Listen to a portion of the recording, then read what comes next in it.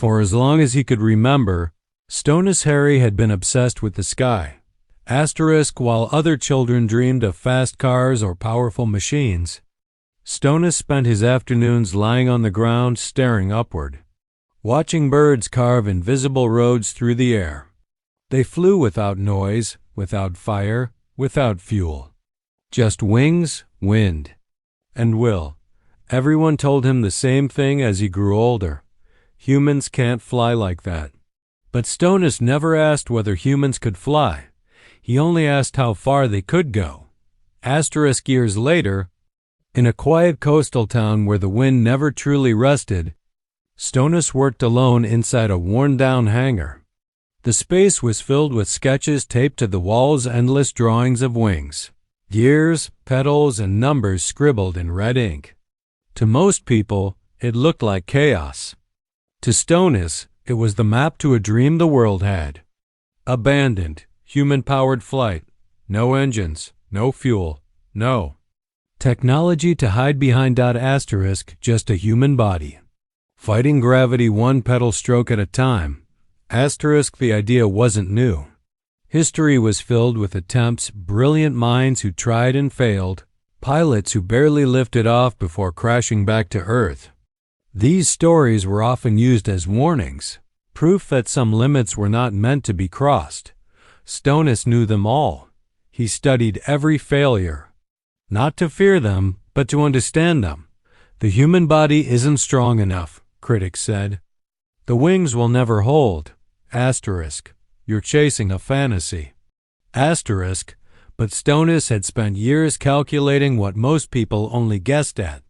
He measured muscle efficiency, airflow behavior, weight distribution. He knew exactly how much power a trained human could produce, and how carefully that power had to be used. The aircraft he built looked nothing like a normal plane. It was delicate, almost unreal. A skeletal frame of carbon fiber and reinforced wood designed to be as light as possible. The wings stretched wide and thin, inspired by birds and gliders rather than machines.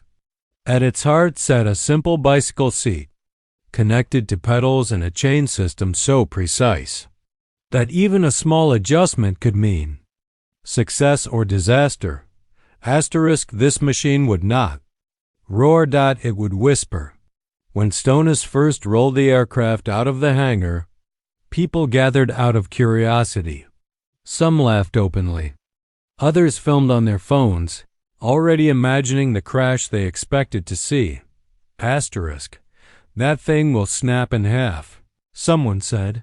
Just buy an engine, another mocked. Stonis didn't argue. He never did. He climbed into the seat, secured the harness, and placed his feet on the pedals. His hands trembled not from fear, but from the weight of years of work resting beneath him. He pedaled. The aircraft moved forward slowly at first, wheels rattling softly against the ground.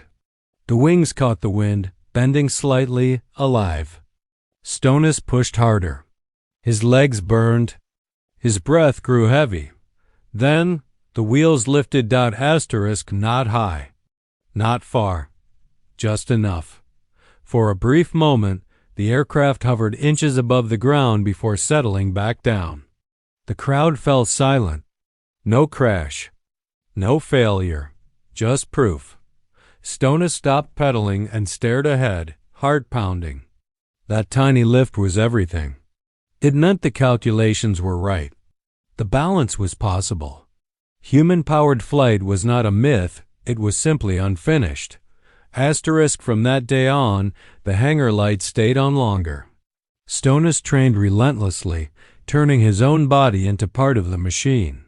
He rode bicycles for hours, strengthened his legs, studied endurance like a professional athlete. Every gram mattered. Every breath counted. Failures continued. Some days the aircraft refused to lift at all. Other days it rose only to drop back down seconds later. Each attempt left his muscles aching and his mind questioning itself.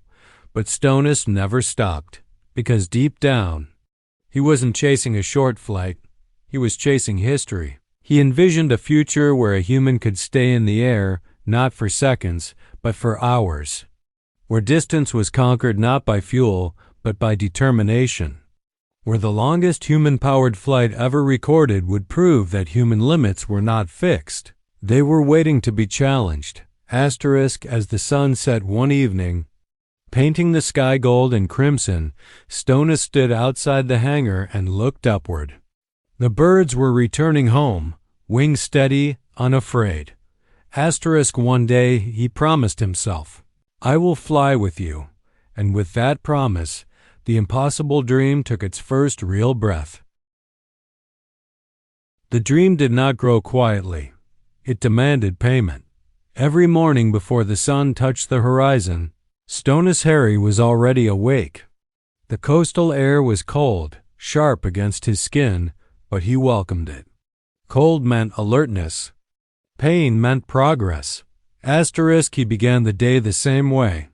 Every day pedaling, not for speed, not for distance, for endurance. His bicycle was mounted on a fixed trainer, angled to simulate resistance similar to air drag. Sensors tracked every watt of power his legs produced. Numbers flashed on a small screen in front of him, unforgiving and honest. If the output dropped even slightly, the screen turned red. Red meant failure. Stonis pedaled through it anyway. Human-powered. Flight demanded something cruel from the body. Unlike engines, muscles tired. Unlike fuel, willpower could crack. The aircraft he had built required a perfectly balanced rhythm. Too much force and the wings would stall. Too little and gravity would reclaim him. There was no margin for error. After hours of cycling, Stonis moved straight into strength training. Not bulky muscle useless weight, but lean functional power. Core exercises to keep the aircraft stable. Shoulder work to control the wing inputs. Neck training to withstand hours of strain without losing focus. His body was no longer just human. It was becoming a machine. The hangar became a second home, and sometimes his only one. Meals were measured, sleep was calculated, rest was treated like a strategy, not comfort. Friends stopped visiting. Phone calls went unanswered. The world outside shrank as the dream consumed everything. Some nights, Stonis collapsed onto the hangar floor, staring at the ceiling, legs shaking uncontrollably. His muscles screamed for rest. His mind whispered doubts he tried to silence. Why are you doing this? Is it worth destroying yourself for a record no one asked for? But then he would look at the aircraft, and the doubts disappeared. Test flights grew longer but harsher. Short hops turned into low-altitude circuits over empty fields. The aircraft responded differently every day, sometimes lifting smoothly, other times fighting him like a living creature. Wind became his enemy and his teacher. A slight gust could ruin everything. Crashes were inevitable. One afternoon, a sudden crosswind twisted the wings mid-flight. Stonis slammed into the ground, the frame snapping and folding like paper. Pain shot through his shoulder as dust filled the air. The aircraft was destroyed. Stonis lay still, staring at the sky, breathing in short, painful bursts. Locals rushed toward him, panic in their voices. Someone shouted to call an ambulance. Stonis waved them off. He stood up slowly, ignoring the pain, and walked back to the broken machine. It can be fixed, he said calmly. They thought he was insane. The next weeks were brutal. Stonis rebuilt the aircraft piece by piece, improving it, strengthening weak points, reducing weight even further. He learned more from the crash than from any successful flight. Failure had become his sharpest instructor. Meanwhile, his training intensified. He began high-altitude conditioning, riding mountain roads to push his lungs to their limit. Oxygen deprivation trained his body to stay efficient even under extreme fatigue. Some days, He vomited at the roadside and kept riding anyway. Pain was no longer a warning. It was information. Asterisk. Doctors warned him that prolonged strain could cause permanent damage. Muscles, joints, even his heart were under constant stress. Asterisk. You're not built for this, one doctor told him. Stonis smiled politely. No one is, he replied. Asterisk. As months passed, the aircraft evolved into something extraordinary, lighter, stronger, more responsive. The wings now stretched wider than ever before, capturing even the smallest currents of air. Every component served a single purpose: to stay aloft as long as possible, using human power alone. Asterisk. During one test flight at dawn, Stonis stayed airborne for nearly 8 minutes. 8 minutes. When he landed, his legs collapsed beneath him. He laughed, half joy, half exhaustion, as tears rolled down his face. 8 minutes was nothing compared to his goal. But it was proof that the human body, when pushed beyond comfort, could defy expectations. Yet success came with a price. Stonis began to feel the weight of isolation. The world only saw the dream. They did not see the loneliness, the fear of permanent failure, the silent nights questioning whether he would ever make it back to the ground. Alive, but quitting was no longer an option. This was bigger than him now. Asterisk. He wasn't just training for flight. He was training to rewrite history, and as the winds grew stronger and the distances longer, Stonis Herry knew one truth with absolute certainty. Asterisk. The sky would not give up its secrets easily. Asterisk. It would have to be conquered. The morning of the flight arrived without celebration. No crowds, no banners, no applause, just silence and wind. Asterisk. Stonis Herry stood at the edge of the runway, staring at the sky like it was a living opponent. Months of training, pain, and sacrifice had led to this moment. Every calculation had been checked, every bolt tightened, every weakness addressed. There were no excuses left, only truth. The aircraft rested on the ground behind him, fragile and magnificent. Its wings stretched impossibly wide, thin as paper, yet strong enough to challenge gravity itself. It looked less like a machine and more like a promise. Asterisk. This would not be a test flight. This would be the attempt. Stonis climbed into the seat slowly, methodically. His movements were calm, but inside, his heart thundered. A safety team stood at a distance, silent, respectful. They knew better than to distract him now. He closed his eyes. He remembered every failure, every crash, every night spent questioning himself, every mile pedaled in agony. He remembered the voices that said it couldn't be done. Asterisk. Then he opened his eyes and pedaled. The aircraft began rolling forward, wheels whispering against the ground. The wings trembled, tasting the air. Stonis found the rhythm instantly smooth, controlled, precise. Too much power would stall the wings. Too little would end the dream before it began. The ground fell away. The aircraft lifted cleanly into the air. Asterisk. This time, there was no hesitation. Stonis was flying. Below him, the runway shrank. The sound of the world faded until there was nothing but wind and breath.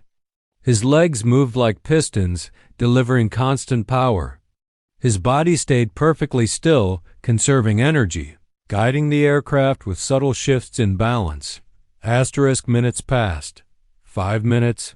10 minutes. Asterisk. The sky remained calm, but calm was deceptive. Stonis knew the real battle would begin later, when fatigue crept in, when muscles screamed for rest, when the mind begged for mercy. Asterisk. At 15 minutes, his thighs burned. At 20, his breathing deepened. Sweat soaked his clothes despite the cold air rushing past him. He adjusted his pace carefully, refusing to panic. Human-powered flight was not about strength. It was about control, Asterisk, the coastline slid beneath him. Water stretched endlessly ahead. This was the most dangerous phase of the flight. Turning back now would mean failure, but pushing forward meant committing fully. With no guarantee of safe landing, Asterisk Stonis chose forward. The wind shifted, just slightly, but enough. Asterisk, the aircraft dipped, the wings shuddering in protest. Stonis reacted instantly, easing power, adjusting angle. His heart raced. One wrong move here could end everything. The sky was no longer neutral. It was testing him. 30 minutes in, pain became constant. His legs felt heavy, unresponsive. Every pedal stroke demanded absolute focus. His vision narrowed, his world shrinking to numbers, breath, and motion. Keep the rhythm. Don't chase speed. Stay alive. The aircraft remained airborne, gliding gracefully despite the human suffering at its core. From the ground, it would have looked effortless. It was anything but. At 40 minutes, cramps clawed at his muscles. Stonis bit down hard, forcing his body to obey. He had trained for this moment, not just physically, but mentally. He welcomed the pain as proof that he was pushing beyond normal limits. Asterisk, then came the worst moment of the flight. Asterisk, a sudden gust lifted one wing higher than the other, throwing the aircraft off balance. For a terrifying second, the nose dropped. The sea rushed closer. Stonis did not scream. He did not panic. He adjusted. Pedal pressure changed. Weight shifted. The wings leveled out just feet above disaster. His heart pounded violently, but the aircraft stabilized. He was still flying. 50 minutes asterisk. The record was within reach now, but records meant nothing if he didn't survive. Every instinct screamed for rest. His legs shook uncontrollably. His breathing became raw and ragged. Yet the sky held him. With the last of his strength, Stonis pushed forward, eyes fixed on the horizon. He had become something else up there. Not just a man, not just a pilot, but a bridge between human limitation and human potential. Asterisk, when he finally turned back toward land, his body was failing. But his will was unbroken. The ground rose to meet him. Carefully, perfectly, Stonis reduced power. The wheels touched down gently, almost tenderly, rolling to a stop as silence swallowed the moment. Then the pain hit all at once. Stonis collapsed forward, gasping, tears mixing with sweat. The team rushed toward him, voices blurred and distant. Hands pulled him free, supporting his weight. Asterisk, but Stonis was smiling. He didn't need confirmation. Knew. He had done it. He had stayed in the air longer than anyone before, using nothing but human power. The sky had fought back, and it had lost. The world did not react immediately. Asterisk records needed confirmation. Data needed verification. Numbers needed to be checked again and again. But long before officials spoke, long before headlines appeared, something far more important had already happened. Asterisk A human being had stayed in the sky using nothing but his own strength. Asterisk Stonis. Herry lay in a hospital bed overlooking the same coastline he had crossed from the air. His body was bruised, muscles torn, joints swollen. Every breath reminded him of the price he had paid. Yet behind the pain was a quiet peace he had never known before. Asterisk. He didn't feel victorious. He felt complete. Doctors warned him that his body would take months to recover. Some damage, they said, might never fully heal. When asked if it had been worth it, Stonis didn't answer right away. He turned his head toward the window, watching birds ride the wind effortlessly.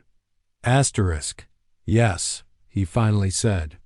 Because now we know. News spread slowly at first, then all at once. Videos of the flight went viral. Engineers replayed the footage frame by frame, stunned by what they were seeing. Athletes questioned the limits of endurance they thought they understood. Children watched wide-eyed, discovering a new kind of hero, one who didn't rely on engines or shortcuts, only discipline and belief. Asterisk. The aircraft, damaged but proud, was moved into a museum. It looked even more fragile standing still, as if the air itself had been holding it together. A small plaque beneath it read, "Longest human-powered flight ever recorded." Visitors stood in silence, many of them whispering the same question. Asterisk, how did a human do this? The answer wasn't simple. It wasn't just strength. It wasn't just intelligence. It wasn't just courage. It was refusal. Refusal to accept limits handed down by history. Refusal to let failure define possibility. Refusal to stop dreaming just because dreaming was painful. Asterisk. Stonis avoided interviews at first. Fame made him uncomfortable. He had never chased recognition, only understanding. But eventually, he agreed to speak, not about records, but about failure. Asterisk, I failed more times than I can count, he told a quiet auditorium. I crashed. I broke my aircraft. I broke myself. But every failure taught me something the sky wouldn't reveal any other way. When asked what he felt during the flight, Stonis paused. Fear, he said honestly. Pain, doubt, and then silence. Not outside, inside. For the first time, I wasn't fighting myself. I was moving with something bigger. Asterisk, the record inspired new projects around the world. Universities reopened abandoned research programs. Engineers redesigned aircraft with sustainability in mind. Athletes trained not just for power, but for efficiency. The flight became a symbol not of superiority, but of harmony between human effort and nature. Asterisk, yet for Stonis, the most powerful moment came much later. Asterisk, months after the flight, fully recovered but forever changed, he returned to the hangar.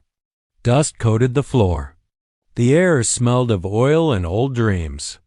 He walked slowly to the spot where it had all begun. The sky above was clear. Stonis stepped outside and looked up. Just as he had done as a child, birds passed overhead, unaware of history, unconcerned with records. He smiled. He had not flown like them. He had flown as himself. Asterisk, people often asked what he planned to do next. Another record? A longer flight? A new challenge? Stonis shook his head. This wasn't about going higher or farther, he said. It was about proving that limits are not walls. They are questions. Asterisk, on the anniversary of the flight, Stonis released a simple message online. No dramatic music. No montage. Just words. Asterisk, the sky was never the goal. Understanding ourselves was. The message spread faster than the record itself, because deep down, everyone recognized the truth in it. Asterisk, the longest human-powered flight did more than change aviation history. It changed the way people looked at effort, patience, and belief. It reminded the world that progress doesn't always roar. Sometimes it whispers, carried by tired legs, steady breath, and an unbreakable will. Asterisk, and somewhere above the earth, the sky remained unchanged, but humanity was not, because one man had dared to ask a forbidden question. Asterisk, what if we try anyway?